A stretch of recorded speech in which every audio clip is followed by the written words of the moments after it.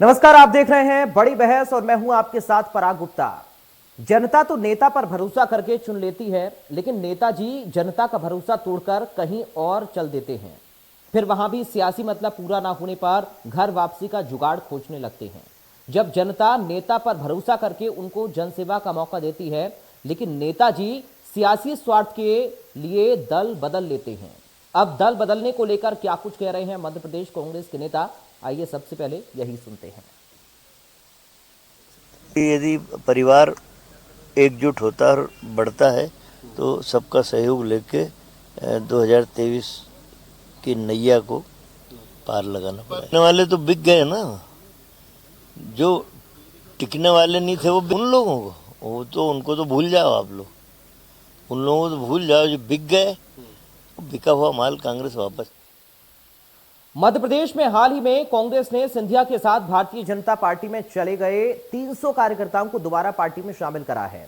दूसरी तरफ भारतीय जनता पार्टी के नेता विश्वास सारंग ने घर वापसी पर निशाना साधते हुए कहा कि जो लोग ऑपरेशन घर वापसी में लगे हैं, उनको पार्टी के मुखिया मिलने का समय ही नहीं दे रहे हैं। आज हम बड़ी बहस में नेताओं का जनता पर भरोसा और जनता का नेताओं पर कितना भरोसा है, जिसमें दोनों पार्टियों के नेता और प्रवक्ता अपना अपना पक्ष रखेंगे। लेकिन मेहमानों के पास जाने से पहले आइए सुनते हैं क्या कुछ कह रहे हैं भारतीय जनता पार्टी के प्रदेश मंत्री राहुल कोठारी। देखिए, कौन व्यक्ति और कौन संस्था इस तरह के कार्यक्रम चलाए ये अपने आप में अलग बात है, लेकिन राजनीतिक दल होने के नाते कहीं ना कहीं मर्यादा इस बात को लेकर रहती है कि कोई भी व्यक्ति यदि संतुष्ट है किसी के साथ में तो उसको कहीं पर भी जाने का अधिकार है। हम लोग मर्यादित राजनीतिक के नाते इस बात को सोचते हैं कि ये जो मामला है ये अपने आप में अंदरूनी राजनीति का नहीं है, ये घमासान करने का नहीं है और सड़कों पे नंगा नाच करने का नहीं है। सज्जन सिंह वर्मा जी को जो भी बयान देना है पार्टी के अंदर दें, उनको लगाम लगानी है, लगाम कसना, जो भी काम करना है कमलनाथ जी के माध्यम से लगाने के लिए स्वतंत्र हैं। इस तरह से माहौल खराब करके मुझे लगता है मध्य प्रदेश की कहीं ना कहीं राजनीति जो है जनता के सामने इमेज खराब करने का काम ना करे।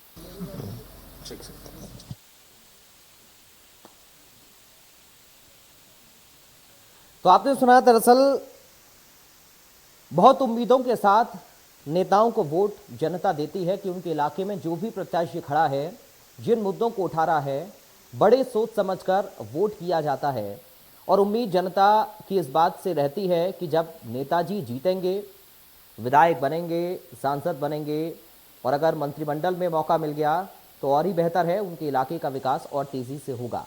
लेकिन अब सवाल यह है, कब जब नेता दल बदल लेते हैं तो जनता का विश्वास कितना वो जीत पाते हैं, क्योंकि दल बदलने के साथ ही उनको अपनी विचारधारा भी बदलनी पड़ती है, अपने बयान भी बदलने पड़ते हैं। क्योंकि जिस दल के खिलाफ अभी तक नेताजी बयानबाजी करते आए हैं, अगर उसी दल में वो शामिल हो रहे हैं या बार बार दल बदल रहे हैं, तो जनता में कितना विश्वास अपना कायम कर पाएंगे और जनता कितना विश्वास उन पर कर पाएगी, ये एक बड़ा सवाल है। आज हम चर्चा इसी पर करेंगे। घर वापसी को लेकर भी लगातार बयानबाजी हो रही है। अभी नेताओं के बयान हमने आपको सुनाए। अब ऐसे में कांग्रेस छोड़कर जाने वालों पर सज्जन सिंह वर्मा ने भी निशाना साधा। इसके साथ ही बिका हुआ माल वापस नहीं लेती है कांग्रेस पार्टी, ये सज्जन सिंह वर्मा की ओर से कह दिया गया। इस तरह के सिर्फ एक बयान नहीं है, इस तरह के कई बयान हैं। हमारे साथ कुछ खास मेहमान हैं, सीधा आपका परिचय करा दूं। बीजेपी से प्रवक्ता डॉक्टर दिव्या गुप्ता हैं, संजय महेंद्र हैं कांग्रेस पार्टी से प्रवक्ता। आप दोनों का बहुत स्वागत है हमारे साथ चर्चा का हिस्सा बनने पर। दिव्या जी, शुरुआत में आप ही के साथ कर रहा हूँ। बहुत सारी उम्मीदें रहती हैं जनता को अपने नेताओं से, और जो भी प्रत्याशी इलाके में उनके खड़ा होता है, इस उम्मीद के साथ जनता वोट करती है कि कम से कम अगर वो जीत के आएंगे तो उनके मुद्दों पर ध्यान देंगे, जिन मुद्दों का वादा वो कर रहे हैं और उनको पूरा भी करेंगे, जिन मुद्दों को जनता उठा रही है, जो परेशानियां जनता की हैं, उन पर काम भी होगा। लेकिन अभी हाल ही में एक तस्वीर दल बदल की भी हमने देखी, हालांकि सिलसिला अनवरत जारी है।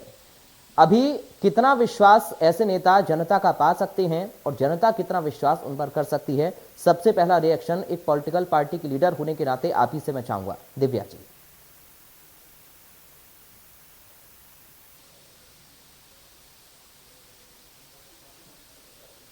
दिव्या जी, आपको अगर मेरी आवाज आ रही है और आपने अगर म्यूट कर रखा है तो उसे अनम्यूट करिए मैम।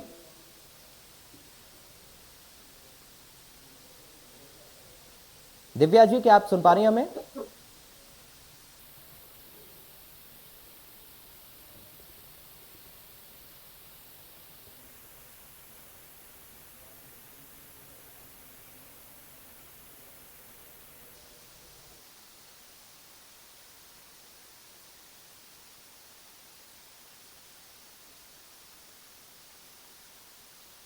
तो ये सर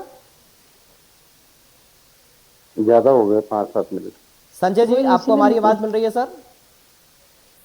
सबको हाँ जी। सुनाई दे रही है सर। 8:05-7 हो गए, क्या कर रहे हो? चलिए, लगता है आवाज नहीं जा रही है, टेक्निकल कोई इशू है, उसको हम एक बार दुरुस्त कर लेते हैं, उसके बाद अपने खास मेहमानों के पास हम जाएंगे। तो 300 कार्यकर्ताओं ने दोबारा कांग्रेस पार्टी को ज्वाइन किया है। सिंधिया के साथ बीजेपी में कांग्रेस के कार्यकर्ता चले गए थे, एक बार फिर से पहुंचे हैं कांग्रेस पार्टी में। कांग्रेस छोड़कर जाने वालों पर सज्जन सिंह वर्मा ने भी निशाना साधा और तरह तरह की प्रतिक्रिया नेताओं की दोनों ही दलों से लगातार मिल रही हैं। एक बार फिर से अपने खास मेहमानों के पास चलते हैं। दिव्या जी और संजय जी, दो खास मेहमान हमारे साथ हैं। दिव्या जी, क्या आपको हमारी आवाज मिल रही है मैम? आ रही है जी। डॉक्टर दिव्या गुप्ता जी, शुरुआत में आप ही के साथ कर रहा हूं। अभी जो दल बदल का सिलसिला हमने देखा, इस पर सबसे पहला रिएक्शन आपका मैं चाहूंगा। देखिए, चुनावी माहौल आने से पहले सब दलों को मुझे लगता है कि कुछ कुछ अपनी अपनी कवायद करनी होती है। कांग्रेस वैसी अभी थोड़ी सी पतली हालत है उनकी, अंदर बहुत गुटबाजी चल रही है और जितनी गुटबाजी थी वो सबकी सब सर्वविदित हो गई है। मैं हमेशा से कहती आ रही हूँ, 2 पावर सेंटर्स हैं कांग्रेस की। खैर ये उनकी अपनी समस्या है जी। जो 2 पावर सेंटर्स हैं वो पावर सेंटर्स आपस में तालमेल नहीं बिठा पा रहे। फिर एक छोटा सा एक नया एक पावर सेंटर है अजय सिंह जी, जो अपना वजूद दिखाना चाह रहे हैं और वो इसीलिए चाह रहे हैं कि कार्यकर्ताओं को अंदर ला के शायद वो हाईकमान को बताना चाहें कि भाई मेरी भी एक कोई वजूद है, मैं भी कुछ एक स्टैंडिंग रखता हूँ, मैं भी कुछ इस तरह की गतिविधि कांग्रेस पार्टी के लिए कर सकता हूँ। तो ये सब इस तरह की हलचल क्रिएट करके अपने आप का एक पर्सनलाइज कद बढ़ाने की कवायद कह ले इसको एक अंग्रेजी में बोलते हैं ब्राउनी पॉइंट्स विन करना। मतलब मेरे पॉइंट्स कितने हो गए क्योंकि मैंने क्या क्या कर लिया। तो हो सकता है ये सब अपनी इमेज बिल्डिंग के भी कुछ तरीके हों, ये इमेज बिल्डिंग का भी एक तरीका हो सकता है।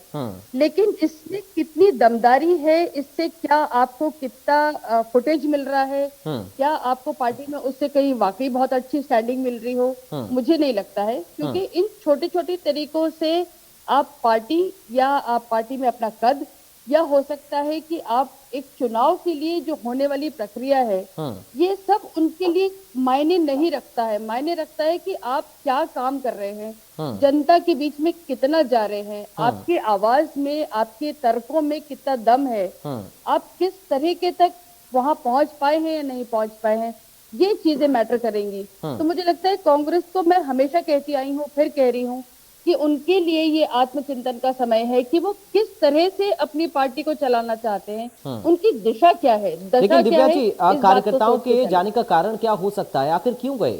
इसका भी तो कोई रीजन होगा ना? नहीं, या मुझे सब ऐसा कुछ हम लगता है कि नेताओं कई बार पर, क्या होता कार्यकर्ताओं है, पर ही थोपने और पार्टी के ऊपर कोई सवाल ना करें, ये तो गलत है। नहीं, मैं बिल्कुल आपकी बात से सहमत भी हूँ। और कभी कभी इस चीज को हम इसीलिए अंग्रेजी में या हिंदी में इसको भेड़ चाल कहा जाता है। When it is a herd, जैसे कहते हैं हर्ड होता है तो जहाँ एक भेड़ जाती है वहाँ सारी भेड़ें जाती हैं, ये वो वाली एक एग्जाम्पल होता है। तो खैर इस चीज को लेकर मैं फिर वही बोलती हूँ कि भारतीय जनता पार्टी इतनी विशाल और विस्तृत पार्टी है कि इस चीज को लेके चिंता नहीं करनी चाहिए, लेकिन चिंता नहीं भी करनी चाहिए ऐसा भी नहीं होना चाहिए। ठीक है। तो ये हमारे लिए, ये भी हमारे लिए एक विषय हो सकता है जिस बारे में संज्ञान लेके हम बात करेंगे विद इन द पार्टी। लेकिन अगर क्या इससे कांग्रेस के मार्क्स बढ़ रहे हैं, आई डोंट थिंक। ठीक, चलिए संजय जी से इसका जवाब ले लेते हैं। संजय महेंद्र जी, क्या कुनबा मजबूत हो रहा है आपका इन कार्यकर्ताओं के आने से? देखिए, ऐसा है कि कांग्रेस पार्टी में एक आंतरिक लोकतंत्र शुरू से स्थापित है।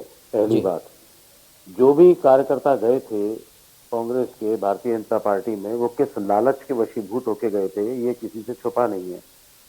आप गौर करिए, 15 साल की पुरानी भारतीय जनता पार्टी की सरकार को जब प्रदेश में जगह नहीं मिली और कमलनाथ जी को चुना गया, तो इसकी वजह क्या थी? 15 साल की एंटी इनकम्बेंसी थी, उनके लिए भ्रष्टाचार जनता के लिए एक बड़ा मुद्दा था, उनके लिए बेरोजगारी बढ़ती हुई बड़ा मुद्दा था, महंगाई बढ़ती हुई एक बड़ा मुद्दा था। इन सब कारणों की वजह से ये परिवर्तन हुआ था। लेकिन आप ध्यान दीजिए अगर इस बात पर, तो पहले दिन से कहा गया था कि कमलनाथ जी की सरकार तो 15 दिन भी नहीं चलेगी। यानी पहले दिन से भारतीय जनता पार्टी के लिए जनता के मत का तो कोई मोल ही नहीं था। वो तो पहले दिन से चुनावी चक्रण में लगे थे कि किस तरीके से, दरअसल है क्या, भारतीय जनता पार्टी को सत्ता में रहने की एक ऐसी भूख है, एक ऐसा लालच पैदा हो गया है जो उसके लिए स्वप्न में भी ये सोचना बड़ा दुश्वारी होता है कि हम सत्ता से नीचे हट जाएं। सत्ता में रहना वो तो हर ये कोई सहन चाहता है सर। पॉलिटिकल पार्टीज आप लोग हैं तो सत्ता में रहना पसंद नहीं मैं करेंगे तो क्या पसंद करेंगे? मैं अपनी बात पूरी कर लूं, जी। मैं अपनी बात पूरी कर लूं। आपने मुझे मौका दिया है बोलने का, बिल्कुल। मुझे अपनी बात पूरी करने दीजिए। बिल्कुल। दूसरी चीज, 11 महीने कमलनाथ जी की सरकार जब तक चली तब तक डे वन से लेके आखिरी दिन तक जोड़ तोड़ की राजनीति चलती रही, कैसे इस सरकार को गिराया जाए। यानी जनता ने अपने मत से जो कांग्रेस को चुना था, वो तो भारतीय जनता पार्टी को पहले दिन से चुन रहा था। अगर भारतीय जनता पार्टी इतनी लोकप्रिय सरकार थी तो फिर वो पूर्ण बहुमत से क्यों नहीं आई? पहली बात। दूसरी बात, ये गुटबाजी की जो दिव्या मैडम बात कर रही हैं, मैं इनको बता दूं, आप क्या भी गुट काम करते ही हैं। कमलनाथ जी जैसे आपने हमको कमलनाथ जी का गुट गिना दिया, दिग्विजय सिंह जी का गुट गिना दिया और गुट गिना दिए, तो आपके भी तो जो कांग्रेस से गए वो सिंधिया जी के गुट में शामिल हैं। नरोत्तम मिश्रा जी का अपना एक गुट है और शिवराज सिंह चौहान जी का अपना गुट है। तो ये तो पार्टी में सब जगह चलता है। लेकिन दूसरी बात सबसे महत्वपूर्ण, हमारे यहाँ कार्यकर्ताओं को जो यहाँ से छोड़ के गए थे भारतीय जनता पार्टी में, उन्होंने इतनी घुटन महसूस की कि उनको लगा नहीं कि ना उनकी वहां कोई सुनवाई होगी, तो इससे बेहतर है कि घर वापसी कर ली जाए। हाँ, लेकिन ये बात पक्की है, हम बड़े नेताओं को तो किसी भी की सूरत में स्वीकार नहीं करेंगे। अगर हमारे किसी नेता ने ये बयान दे भी दिया कि हम उनको भी ले लेंगे, तो ये कांग्रेस के अंदर आंतरिक लोकतंत्र की बात है, हर कोई बात अपनी रख सकता है, इसमें क्या बुराई है? दिव्या जी। ठीक है संजय जी, आपने कहा कि बड़े नेताओं को हम स्वीकार नहीं करेंगे, तो क्या कुछ लोग हैं कतार में? क्यों नहीं है कतार में? कतार में तो सर सभी लोग हैं। अगर कतार में आने कितने वाले लोग हैं लोगों के सर? नाम पहले कोई से बता अंदाजा? दिए जाएंगे। जी फिर दिव्या जी से मैं भी जवाब ले लूंगा इसका। जी, बिल्कुल बिल्कुल लीजिए। नहीं, मैं आपसे ये पूछ रहा हूं कि कितने लोग ऐसे कतार में, अभी बड़े नेताओं का आपने अगर जिक्र किया है, तो कितने ऐसे लोग संपर्क में है कांग्रेस पार्टी की जो कि वापस आना चाह रहे हैं? और भी लोग हैं क्या? देखिए संपर्क में तो बने रहने की सतत प्रक्रिया चलती है। जिसको जहां जब घुटन महसूस होती है तो वापसी करने का प्रयास करता ही करता है। और ये बात किसी से छुपी हुई नहीं है कि वहां पर भारतीय जनता पार्टी में जो जिनकी आत्मा में मूल रूप से कांग्रेस बसती थी, वो वहां के कैसी घुटन महसूस कर रहे होंगे, तो आप ये भी समझ सकते हैं कि कितने लोग वापसी करना चाह रहे होंगे। लेकिन आप इस बात को ध्यान रखिए, कमलनाथ जी ने पहले दिन से इस बात को कहा था कि हम ना, पहले भी जब चुनाव हुए थे तब कमलनाथ जी के पास इस संपर्क में कम से कम 27 लोग थे। भारतीय जनता पार्टी के कम से कम 27 लोग संपर्क में थे। लेकिन कमलनाथ जी को बयान याद रखिए कि हम बिके हुए लोगों को नहीं लेते। कांग्रेस बिकाऊ लोगों को नहीं खरीदती। जिनको कांग्रेस की आइडियोलॉजी में विश्वास है, जिनको कांग्रेस के रीति रिवाज में विश्वास है, जिनको कांग्रेस के शासनकाल पर विश्वास है, वो कांग्रेस में आए, उनका तहे दिल से स्वागत। ठीक है, लेकिन दिव्या गुप्ता जी, ये जो दल बदल का सिलसिला है, क्या आपको नहीं लगता कि इससे नेता अपना भरोसा खो रहे हैं? क्योंकि जनता बड़े उम्मीद के साथ अपने प्रतिनिधि का चुनाव करती है, और जब उनके इलाके में कोई कार्यकर्ता काम करता है और बार बार वो दल बदल रहा है, तो ऐसे में जनता का विश्वास डगमगाता नहीं है क्या? मुझे लगता है आपकी बात, मैं उसमें जरूर थोड़ी सहमत रहूंगी कि ये बात, हालांकि एक कानून बना भी था, उस कानून का बहुत हम लोग पालन भी करने में लगे हुए थे, लेकिन मुझे लगता है उसका समय आ गया कि फिर से उसको रिवाइज करा जाए और फिर से उसमें कुछ सख्ती लाई जाए। क्योंकि मैं फिर हमेशा बोलती हूँ कि जो लॉज बनते हैं वो डायनेमिक होने चाहिए, बिकॉज नथिंग इज स्टैटिक। हमको फिर कहीं ना कहीं कुछ ना कुछ नए सिरे से रिवाइज और रिविजिट करने की आवश्यकता होती है, वो हमें कर लेना चाहिए। कुछ संजय जी की बातों का जवाब देना चाहूंगी अगर आपकी अनुमति हो तो। संजय जी ने बहुत सारी बातें कही, उनमें से एक बात मैं जरूर कहना चाहूंगी कि संजय जी, प्रॉब्लम फिर वही आपके अंदर की गुटबाजी की थी, जिसमें आप अपने वरिष्ठ नेताओं को संभाल के नहीं रख पाए। कुछ शब्दों का चयन अच्छा नहीं है, जहां ये आप ये बात कहते हैं कि बिकाऊ नेता को वापस नहीं लेंगे। इन शब्दों का चयन इसलिए अच्छा नहीं है कि घुटन वहां भी थी, बहुत ज्यादा घुटन थी और बहुत ज्यादा अपमानित और तिरस्कृत महसूस कर रहे थे आपके बहुत बड़े, बहुत पुराने नेता। और उनको अगर इस तरह का माहौल मिलता हो कि जहां उनको इतना सब कुछ न्यौछावर करने के बाद भी उनको अपमान अगर मिल रहे और वो छोड़ने पर मजबूर हो जाए, तो ये आपको सोचने का समय है और आपको चिंतन करने का समय होना चाहिए। दूसरा एग्जाम्पल आपको दे दूं कि जब अजय सिंह जी का जन्मदिन था और माननीय नरोत्तम मिश्रा जी ने उनको गुलदस्ता भेंट कर दिया था, तो कांग्रेस के खेमे में बहुत सारी तिलमिलाहट आई थी उस दौरान कि ऐसा क्या होने जा रहा है और क्यों हो रहा है, और सब बहुत एक दूसरे से कानाफूसी करते हुए, तिलमिलाते हुए पूछ रहे थे कि भाई ये हो क्या रहा है। तो एक गुलदस्ता भेंट करने से यदि कांग्रेस के खेमे में इतना सारा उफान आ जाए, तो कहीं ना कहीं कुछ ना कुछ तो आपको भी फिर से सोच लेना चाहिए कि क्या गड़बड़ है। तीसरी बात, कुछ लोग कह रहे हैं कि वापस ले लेना संजय जी, चाहिए, आप लेकिन फिर सज्जन वर्मा जी आते हैं और वो कहते हैं कि नहीं नहीं, हम बिकाऊ लोगों को वापस नहीं लेंगे। फिर वो खेमा बैकफुट पे आ जाता है और कहता है कि नहीं, हमको नहीं लेना है। तो सर अगेन फिर मैं फिर वही कहूंगी कि आप लोग पहले डिसाइड तो कर लीजिए कि आप लोग जी। चाहते क्या हैं, किस तरह से लेना चाहते हैं पार्टी को। और आप जिस बहुत सुंदर छवि की बात कर रहे हैं कि बहुत अच्छी छवि है, प्रजातांत्रिक तरीका है, तो मैं सिर्फ आपके संज्ञान में लाना चाहूंगी कि ऐसे आपके अनेकों अनेक नेता हैं, ना सिर्फ मध्य प्रदेश बल्कि पूरे देश भर में, जिन्होंने चिट्ठी लिखी है हाईकमान को और ये कहा है कि हमें इतनी घुटन महसूस होती है क्योंकि हम किससे जाके अपनी बात कहें, किसको बताएं, संजय जी, आ रहा हूं। क्योंकि कोई सुनवाई नहीं है। तो कृपया ये प्रजातांत्रिक वर्ड का इस्तेमाल कम से कम कांग्रेस ठीक के है। लिए ना करें, ये मेरा निवेदन है। ठीक है, संजय जी मैं आपकी आप- बात का मैं जवाब आप- देना चाह रहे हैं। संजय जी आप बोल सकते हैं आप। मैं दिव्या जी से ये कहना चाहूंगा कि देखिए, चिट्ठी की बात तो हम इसलिए ना करें कि इस देश के सुप्रीम कोर्ट के जजों ने भी सरकार को चिट्ठी लिखी थी। उस चिट्ठी का कितना असर सरकार के ऊपर हुआ, ये आप भी जानती हैं और मैं भी जानता हूं। नंबर एक। नंबर दो, जिस अपमान की बात आप कर रही हैं, जिस घुटन की बात आप कांग्रेस के नेताओं के लिए कर रही हैं, तथाकथित जो अब बीजेपी में शामिल हो सके, वो कोई घुटन नहीं थी। वो 15 साल बाद मिलनी जाने वाली हाथ में आई हुई सरकार में अपने सबसे पहले निजी स्वार्थ पूरे करने का झगड़ा था कि सबसे पहले मेरी सुनी जाए, मेरे लिए काम किया जाए, मेरे लोगों को अच्छी जगह दी जाए। और कांग्रेस ने जहां तक यथासंभव प्रयास किया था, उनके लोगों को अच्छी जगह भी दी थी, लेकिन रहा सवाल लोकप्रियता का। तो जो नेता अपने खुद के चुनाव क्षेत्र में हार गया हो, जो नेता अपना खुद का चुनाव क्षेत्र हार गया हो, उसको घुटन महसूस कैसे हो सकती है? वो तो अपना ही चुनाव क्षेत्र जीतने में असमर्थ रह गए। मेरे को नाम लेना ठीक नहीं है, आप सब समझते हैं मैं किसकी बात कर रहा हूं। दूसरी चीज, जो चिट्ठियां लिखी जाती हैं, जो लोगों का प्रतिरोध किया जाता है आला कमान से, यही तो आंतरिक लोकतंत्र है। आपके यहाँ तो मेरे ख्याल से किसी को चिट्ठी भी लिखने की सुविधा नहीं है, क्योंकि उस चिट्ठी की कहीं कोई सुनवाई नहीं होने वाली।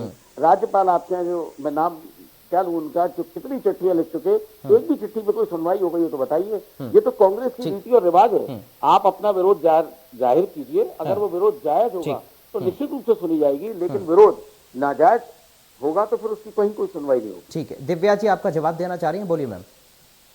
हाँ संजय जी, मैं एक बात कहना चाहूंगी, वो ये कि चिट्ठी लिखने में कोई अपराध नहीं है। चिट्ठी लिखना प्रजातंत्र का एक बहुत अच्छा तरीका है, स्वस्थ तरीका है, स्वस्थ परंपरा भी है। लेकिन चिट्ठी लिख के यदि कोई पार्टी से त्याग पत्र दे देता है, वो प्रश्न चिन्ह खड़े करता है। चिट्ठी लिखना बहुत अच्छी बात है, लिखिए, अपने उद्गार अगर व्यक्त नहीं करेंगे तो सचमुच घुटन होगी। लेकिन कोई चिट्ठी इसलिए लिखे कि मैं पार्टी छोड़ रहा हूँ इसलिए क्योंकि मुझे इस पार्टी में घुटन हो रही है, वहां प्रश्न चिन्ह खड़े होते। दूसरी मैं बात बताऊं, जिन स्वार्थों की आप चर्चा कर रहे थे, उन स्वार्थों में आपको मैं एक और स्वार्थ गिनाना चाहूंगी। वो स्वार्थ ये था कि जो आपके दो मेन गुट है, उन दो मेन गुटों में दो पिता, उन पिता के दो पुत्र, और वहां जाके जो स्वार्थ घूम फिर के इकट्ठा हो रहा था, सबको तकलीफ वहां हो रही थी सर। अपना स्वार्थ हो जाए या अपना एक मत हासिल हो जाए, सिर्फ उसका प्रश्न नहीं था। दो पिता थे जिनके दो पुत्र थे, उन दो पिताओं को, अपने दो पुत्रों को वहां पे बिठाना था, जिसके कारण सारे समीकरण खराब हो रहे थे। इस वजह से पार्टी में आंतरिक कलह थी। पर अगेन मैं फिर आपसे कहूंगी, ये हमारा मसला नहीं है, ये आपका अंदरूनी मसला है। समय है कि आप उस चीज को लीपापोती करने के बजाय कृपया थोड़ा सा आत्मचिंतन करके सेल्फ इंट्रोस्पेक्शन करें। ठीक है संजय जी बहुत, संजय जी आप जवाब दीजिए। लेकिन सवाल देखिए, सीधे तौर पर उनका ये है कि एक तो गुटबाजी आपके अंदर है और दूसरा सुनवाई नहीं है, आलाकमान में सुनवाई नहीं है, नेतृत्व में सुनवाई नहीं है। नहीं, ऐसा नहीं है दिव्या जी। संक्षेप में चाहूंगा सर, अब समय का ना तो कोई गुटबाजी है, ना तो कोई गुटबाजी है, और ना ही ऐसा कहीं है कि किसी की कोई सुनवाई नहीं है। तो क्या आप बात समझिए, दिव्या जाऊंगा, अगर कोई, आप मेरी बात को समझने का प्रयास कीजिए। जय शाह के अंदर ऐसी कौन सी खूबी है जो बीसीसीआई के सचिव बने हुए हैं? आपकी मैं परंपरा की बात का जवाब दे रहा हूँ, बेटों वाली, ठीक है। और आपके अभी जो हमारे यहाँ से गए हैं, वो क्या अपनी पारिवारिक विरासत को आगे नहीं बढ़ाने का काम कर रहे हैं? ये तो सब करते हैं। ये आंतरिक लोकतंत्र जनता का विषय है। अगर किसी का बेटा किसी योग्यता को रखता होगा तो वो निश्चित रूप से जनता के उसको सिर माथे में बिठाएगी। लेकिन आपके यहाँ भारतीय जनता पार्टी का तो ये नियम है कि थोपा जाएगा, और आप विरोध भी नहीं कर सकेंगे। आपको मौन रहने की इजाजत है, आपके मुंह से शब्द भी नहीं निकलेगा। ठीक है। मुझे आप एक भी उदाहरण बता दें ठीक है। जहां आपकी पार्टी के अंदर आंतरिक ठीक लोकतंत्र है। कायम रहो, अगर उनके किसी भी निर्णय पर आप में से कोई भी व्यक्ति उंगली उठा सकता हो तो ये मुझे बता, एक ठीक भी है। सार्थक उदाहरण देके बता दीजिए। ठीक है दिव्या जी, बहुत जल्दी से चाहूंगा फाइनल कमेंट आपका, क्योंकि अब समय कम है। संजय जी, आपको सिर्फ स्मरण कराना चाहूंगी, G23 अगर आप भूल रहे हो तो मैं उन सारे नेताओं के नाम आपको गिना सकती हूँ जो पत्र दर पत्र, लेटर आफ्टर लेटर लिखने में लगे हुए हैं, जिनकी कोई सुनवाई आज दिन तक आपके हाईकमान ने नहीं करी है। मैडम, और वो G23 तो पब्लिक आज भी प्लेटफॉर्म कांग्रेस पे के साथ जाके, है। सर कांग्रेस आज के भी तो साथ कांग्रेस के कितनी साथ है है। वो आप भी जानते हैं, कांग्रेस के साथ कितनी है वो आप भी जानते हैं। नहीं, देखिए, उनकी ये तो आकलन- हाईकमान ने क्या ये आकलन सुनवाई करी, करना तो नहीं कांग्रेस का सुनवाई आंतरिक करी, ये मसला आप है। चलिए, भी ठीक है। जानते हैं। जिस दिव्या मैडम, प्रजातंत्र ये का आकलन जिक्र करना आप तो कर रहे कांग्रेस का हैं, आंतरिक जिस मसला सुनवाई है। की बात आप कर रहे हैं, जिस हाईकमान मैं ने भारतीय सुनी जनता उस पार्टी की की बात कर आंतरिक रहे हैं। स्थिति की अंदरूनी सर, बातों को आप- मैं चलिए ठीक है आकलन कर सर, सकूंगा। ठीक है सर। दिव्या जी और संजय जी, आज देखिए समय आज इतना ही है, क्योंकि चर्चा और लंबी भी हो सकती है, क्योंकि आप दोनों के अपने अपने तर्क हैं, दोनों के अपनी अपनी पार्टी के पक्ष हैं। बहुत शुक्रिया आज चर्चा का हिस्सा बनने के लिए दिव्या गुप्ता जी आपका और संजय महिंद्र जी आपका बहुत शुक्रिया। 300 वो कार्यकर्ता जो कि महाराज यानी कि सिंधिया के साथ बीजेपी में गए और अब कांग्रेस पार्टी में घर वापसी उनकी हुई है, इस पर आरोप दोनों ही पार्टियां एक दूसरे के ऊपर लगा रही हैं और ये कह रही हैं कि दरअसल घुटन महसूस होती है, सुनवाई नहीं होती है, गुटबाजी होती है, यही सब कारण है। लेकिन फिलहाल जनता भी जवाब चाहती है और जनता भी विश्वास करना चाहती है, जो कि नेताओं को भी सोचना होगा कि दल बदल से विश्वास डगमगाएगा या फिर जनता का विश्वास ऐसे नेता जीत पाएंगे। फिलहाल दीजिए इजाजत, नमस्कार।